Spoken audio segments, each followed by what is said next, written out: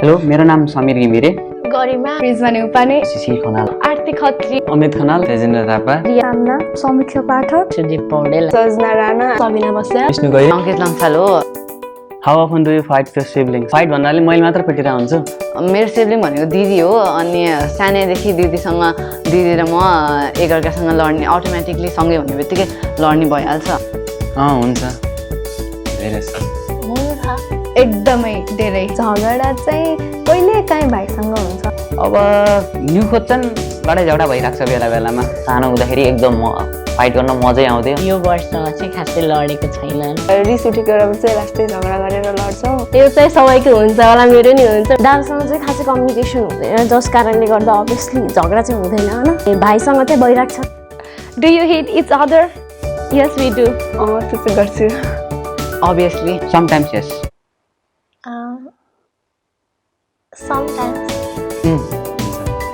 खास यो one sided हुन्छ। बहिनीले हान्छ मलाई, आफूले हान्न अलिक गाह्रै हुन्छ किनकि आफू ठुलो भयो। पिट्ने तरिकाले चाहिँ हुन्थेन, बोलीमा चाहिँ हुन्थ्यो धेरै। मैले पिट्छु तर भाइले पिट्दैन। पिट्ने ओर्ने चाहिँ गर्दैन म। एकचोटि भएको थियो, दिदीले चाहिँ मलाई पिट्नु न, म चाहिँ अनि रुनी पिट्ने चाहिँ धेरै गरेर आउँछ। भाइसँग चाहिँ कहिले काहीँ When was the last time you were hit by your parents or your teachers? भयो होला कति 1 वर्ष 2 वर्ष जति। प्यारेन्ट्सबाट चाहिँ म 5 months बिफोर, टिचरबाट चाहिँ म 1 वर्ष अघि भएको थिएँ। 9 क्लासमा हो क्या। टिचरबाट चाहिँ प्यारेन्ट्सबाट हिट भएको अहिले रिसेन्टमा याद छैन, तर एक दिन घर ढिलो जाँदाखेरि पानी खनाइदिनु थियो टाउकोबाट। 1 वर्ष हुन लाग्यो होला मेरो मम्मी ड्याडीले मलाई पिट्नु भएको छैन, टिचरले पनि। प्यारेन्ट्स त हुनुहुन्न, तर टिचर चाहिँ 2 हप्ता अगाडि होमवर्क नगर्दा। थाहा छैन, त्यस्तो धेरै कुरै त खानु। प्यारेन्ट्सको चाहिँ लास्ट टाइम चाहिँ म एसई दिँदा चाहिँ म एकदम केयरलेस पढ्दै पढ्दैन क्या। अनि फेरि मलाई मम्मी एकखेर यस्तो ढाडमा हान्नु बस्यो। अनि टिचर्सको चाहिँ मलाई खासै याद छैन, तर 2 क्लासमा पढ्दा चाहिँ एकखेर मैले होमवर्क नगर्ने, म्याथ्समा फेल हुने गर्दा चाहिँ पाइपले चाहिँ धेरै खाइरहेको छु। सायद 3-4 इयर्स अगाडि चाहिँ होला। प्यारेन्ट्ससँग त अब लगभग 2 वर्ष भइसक्यो भेटघाट नभएको, त्यही भएर चाहिँ 2 वर्षभन्दा पहिले नै होला। टिचरसँग चाहिँ खाएको छैन, गाली चाहिँ खाएको छु, पिटाइ चाहिँ खाएको छैन अहिलेसम्म। प्यारेन्ट्सबाट चाहिँ 3-4 मन्थ भयो होला न, अनि टिचरबाट चाहिँ 2 वर्ष नै भयो। लास्ट इयर हो। टिचर्सले मलाई हिट गरेर चाहिँ सायद 7th ग्रेडमा थियो होइन। अनि प्यारेन्ट्सले पिट्न नै छोडा धेरै भइसक्यो, मलाई याद छैन। म 7th ग्रेडमा हुँदा होला। प्यारेन्ट्ससँग चाहिँ त्यति याद छैन। टिचरसँग चाहिँ त्यही 2 वर्ष पहिला चाहिँ भएको थियो। फाइट विथ योर फ्रेन्ड्स नै झगडा हुन्न। या अलमोस्ट अलवेज लडाइँ छैन। गर्छु फ्रेन्ड्ससँग फाइट। Yes I do. नै त्यस्तो फाइट गर्नको लागि इन्टेन्सन लिएर चाहिँ हुँदैन। हल्का मजाकमा साथीहरूसँग भइहाल्छ।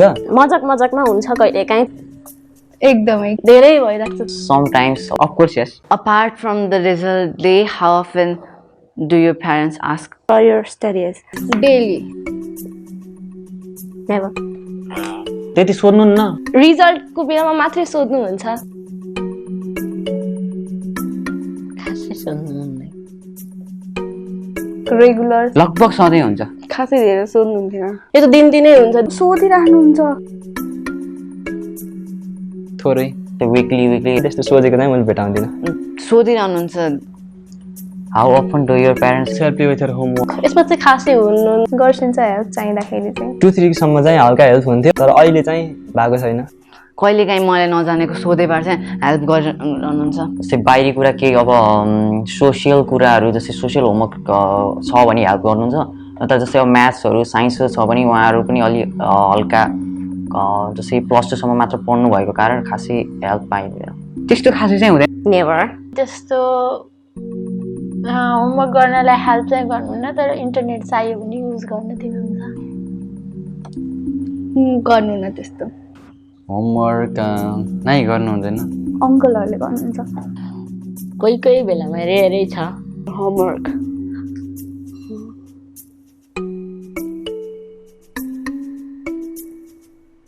मैले नै सोध्दैन, मैले नसोधेपछि कसरी हेल्प गर्नुहुन्छ र न। How often do or did your parents visit your school? यो चाहिँ एकदम रेयर। मैले आफैले जानुपर्छ है भने मात्र हिँड्नुहुन्छ। त्यति धेरै भिजिट गर्नु हुँदैन मेरो प्यारेन्ट्स। ठिकै। 2 महिना 3-4 महिनामा एकपल्ट।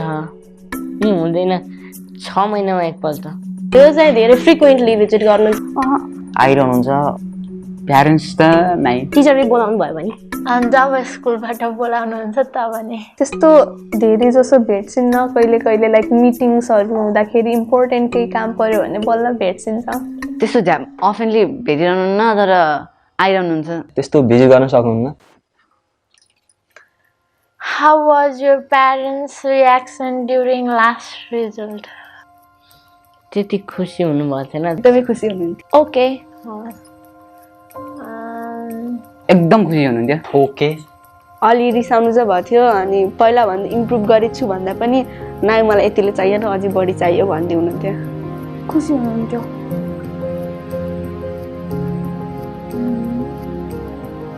3.95 भएर त्यसमा चाहिँ सबै खुसी हुनुहुन्थ्यो त्यस्तो नराम्रो पनि थिएन राम्रो पनि थिएन राम्रै थियो सायद अनएक्सपेक्टेड थियो न्युट्रल एसईको रिजल्ट थियो राम्रै आएको थियो म खुसी हुनुहुन्थ्यो Overall, ठिकै नै थियो can you easily choose your career अब करियर चुज गर्न त एकदम सबैभन्दा अप्ठ्यारो कुरा होइन हो I can't easily choose my career पेरेन्ट्सहरूले मजाले दिनु no I can obviously yes no I can not easily त अहिले चुज गर्न सक्दिनँ या त्यो चाहिँ मैले चुज गरिसकेको छु सक्छु नाइ पाउने त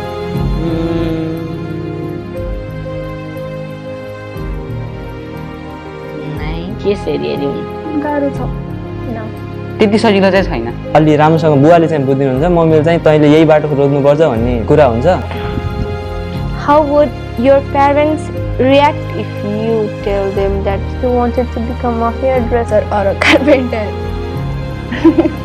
कस्तो रियाक्सन हुन्छ कस्तो कस्तो अब हुन्न त्यो भन्नुहुन्छ होला सिधै कस्तो अब सुन्दाखेरि होइन छोरा त्यति वर्षसम्म गऱ्यो करायो त्यो अलिकति अब यो अकुपेसनलाई हाम्रो अलिकति तल्लो लेभलमै ल्याइन्छ होइन त्यही भएर चाहिँ अलिकति अब रियाक्सन त अब कस्तो हुने अब एकदम रिसाउने टाइपको अब केही दिनसम्म बोलचालै नहुने त्यस्तो टाइपको त्यही होला रियाक्सन चाहिँ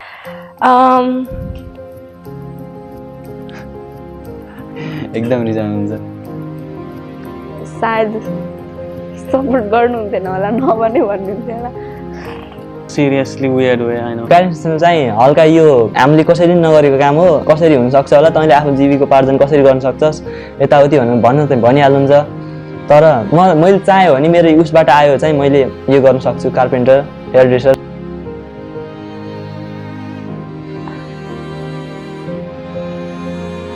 सक हुनुहुन्छ अलि सरप्राइज भइसक्छ होला अनि लाइक यस्तो काम गर्छस् र लाइक अलि सानो काम जस्तो हुन्छ त्यही भएर रियाक्सन चाहिँ अलि लाइक नराम्रो जस्तो हुन्छ होला के गर्ने जस्तो अहिले हेयर ड्रेसर भएर भन्नुहुन्छ होला सिधै